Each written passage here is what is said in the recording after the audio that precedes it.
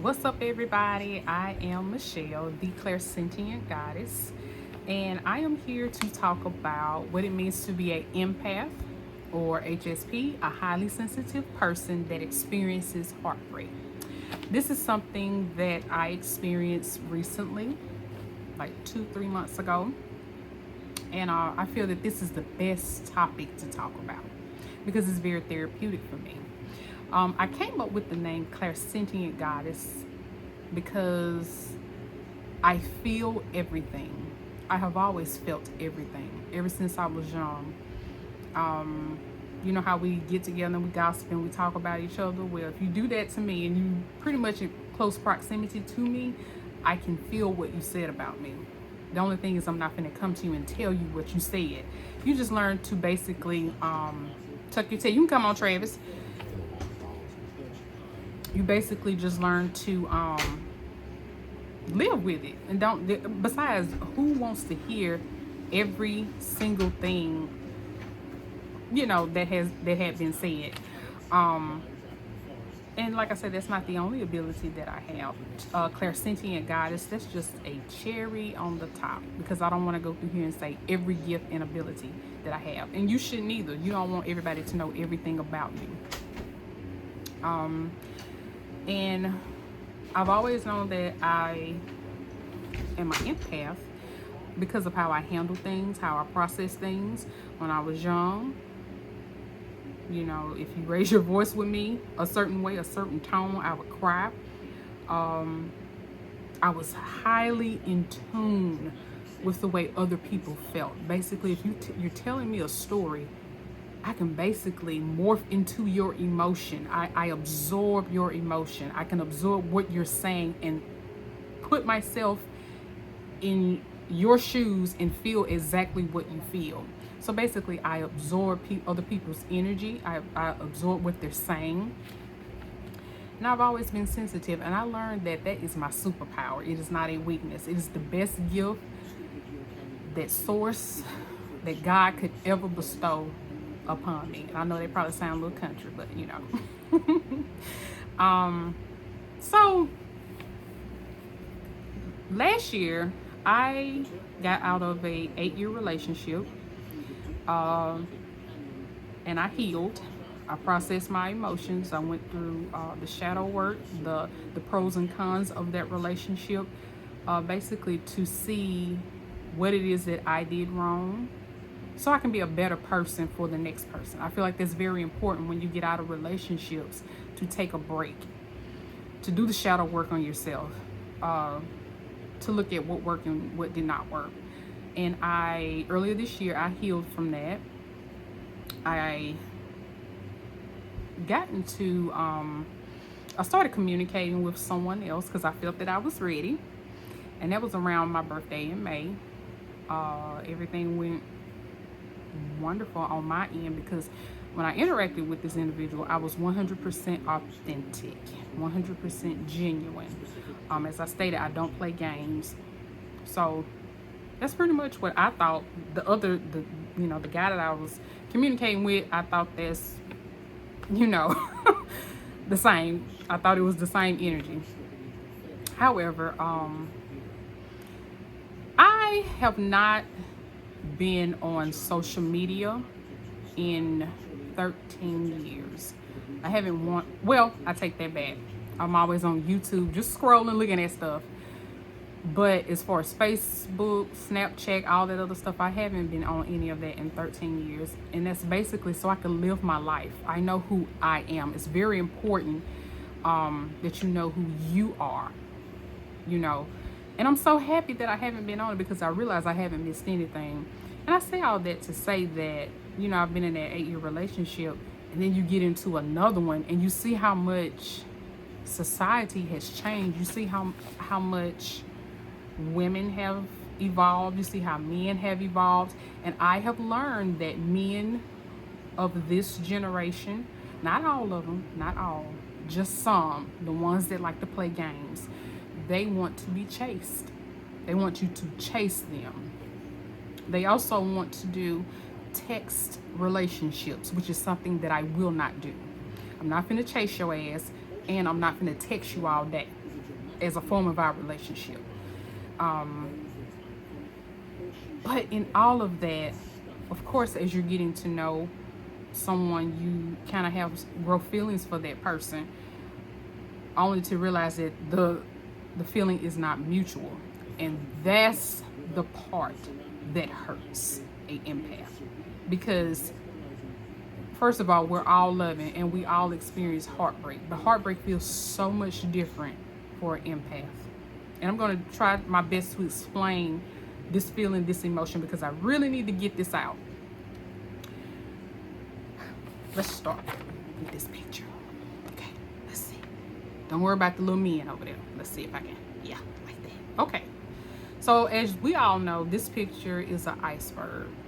And we learn about this in psychology, high school, But this is a great picture to describe heartbreak for an empath, because there are 3 levels.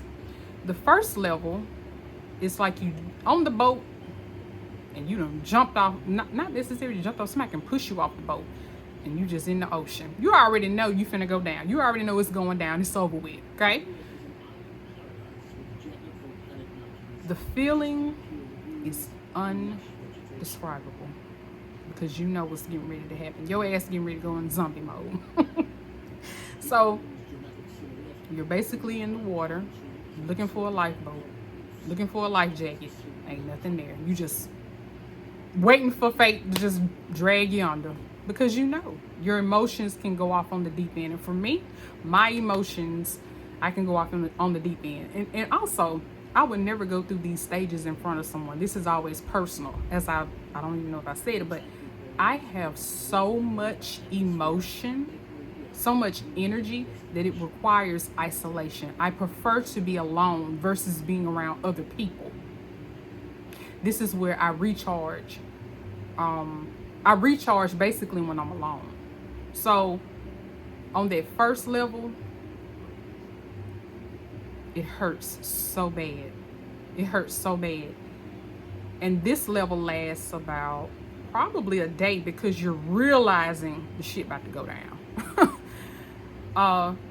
So you go to sleep, you try to go to sleep, and then you wake up and you notice that you are on the second level of heartbreak. And this lasts from anywhere from 3 to 4 days, because you're ruminating. You're thinking about it. You're thinking about all the things that went wrong, how that person may have hurt you. When you sink down to level 2, you're basically sinking backwards looking up, because there's a force that is pulling you down. You're being pulled down. There's nothing that you can do.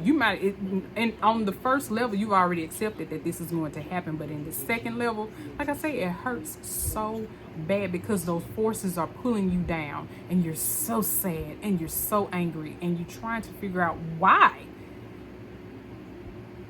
Does anybody have regular relationships? Like, I just want to be in a relationship with someone that doesn't hurt me. I don't want to hurt. I'm not going to hurt you. I don't come into relationships playing games, and I also don't come in to hurt anybody. That's not my thing. I'm a lover. I love unconditionally, And you know what else on this second level? It just came to me. Thank you, Source. I am willing to bargain with the person that hurt me just to get the pain to stop. Like, what did I do to hurt you? What can I do to make this pain go away? Because I already know when I get to level 3, it's over with. It's over with. And that's what's bad about heartbreak for an empath. So, like I said, this lasts about 3-4 days. Before you know it, there you go. Going down to level 3. Level 3 is zombie mode. There's nothing that you can do. You are stuck. And you can be in that phase for 2 to 3 months. I know that's a long time, right? That's a long time to be dealing with something like that. I don't know how long it takes for you to get over for heartbreak, but this is what it feels like for me, being an empath and dealing with heartbreak. It takes me a very long time, because I'm always ruminating. I'm always going over those feelings, those emotions, what you said to me, what I said to you. And I'm always trying to figure out why. Spiritual people, we always in our head. in our heads. Empaths, highly sensitive people, we're always in our heads, thinking, and we're trying to figure out why. At this level, it feels like a damn boat is on you because your hands are strapped, your legs are strapped, and this pressure is on you. And you're trying to figure out what you can do to get this pressure off. You know what? You're just gonna have to go through the phase. There's nothing you can do. I'm in pure zombie mode. I can't hide it. I can't fake it. If I'm working in a professional setting, everybody knows something wrong because I'm not acting my same normal self, you know. But I say all of this to say, by the way, I'm healed. I'm so happy. And I'm so happy to experience this for God, because every experience that we go through, you're experiencing it for God. And while you're going through it, you be like, damn, I wish this feeling would stop. I wish all this stuff would, you know, just end. But I think after that experience, the best thing that you can say is thank you, God, for that experience, because everything that I go through, I process it, I learn, and I try to figure out how it can be better for the next person that comes into my life. Because I don't want to come into a relationship with another man with baggage. He didn't cut me, so I'm bleeding on him, you know. I want to come in 100% authentic, 100% healed. And speaking of, I have always wondered, where are all the spiritual people at? I mean, like the spiritual men at? You know where all the spiritual men at? You know what I think? They in the duck off, just like me. I absolutely, positively love to be outside. I love it. I especially like to go outside at night because I like to stargaze. And for people that like to do the same thing that I like to do, you see so much stuff you can't talk about it with nobody, because first of all, nobody cares, and there are no words to explain or express what you feel and what you saw, you know.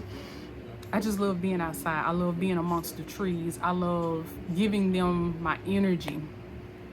And as we all know, trees, they have antennas. They pick up on everything. And I give them all of this energy, and in return, the trees give me clarity. And I'm so thankful and I'm so grateful that Mother God gives us something. You know, I'm just appreciative. So after this little situation, all I could do was thank God, thank Source, thank the universe for that experience, because I'm a better woman. I'm healed, and I am so happy, and I'm so grateful, and I'm so thankful. I'm just a thankful person. I'm always happy. Pretty much always happy. Always smiling. Yeah. It's very important that I get this out, because this is therapeutic for me. Even though, as I stated, I'm healed. It's just very therapeutic to me. But that's it. I just want to get that out. I wonder if what does heartbreak feel like for other empaths? What does it feel like? It feels absolutely horrible for me, and I will do whatever I can to avoid it. This is why I do not allow men access to me. I will not allow that. I'm comfortable being alone. I like being alone. I like to chill. I like to go in the duck off, you know? It seems like when you're interacting, I think it's very important to be evenly yoked. Like, I'm spiritual. I would like to interact with men that are spiritual, because they already done the work on themselves. I don't have to sit back and go, you know, A, B, C, D. It's a very exhausting thing trying to communicate and start a relationship with a man who is not spiritual. So no more of that for me. If the man is not spiritual, I'm not doing it. You know, I think Source of that. Like I say, it's an experience. So yeah, y'all, what y'all think? Like, comment, subscribe if you agree. Y'all have a good day.